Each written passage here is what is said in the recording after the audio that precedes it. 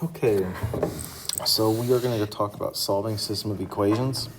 There are three ways we can solve a system of equations. We're going to look at the first one here today, which is solved by graphing. And then tomorrow we'll look at one of the second ways to solve a system, which is the substitution method. But right now we're going to solve it by graphing. So on number one and number two here, I've already taken and created a system of equations here and graphed them out.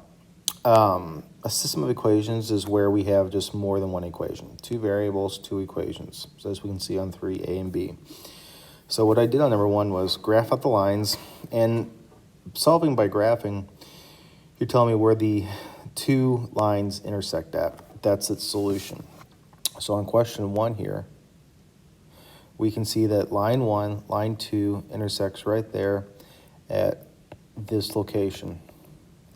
That location of 1, 2, that is the solution for x and y for the system of equations.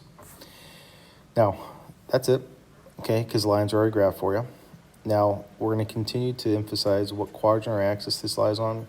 That's kind of good practice for any of the SAT stuff. So our solution lies in quadrant 1 then. Okay, question 2. Bringing in some SAT practice with. As we read through that question, it's asking me what's the value of 3y. You first got to know how to read the SAT questions.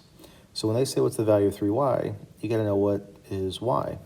So when I look at that system right here that's been graphed for us, its solution is located at -1, -2. Now here, the y value turned out to be -2. So 3 times -2 turns out to be -6. And same question, the solution lies in quadrant 3.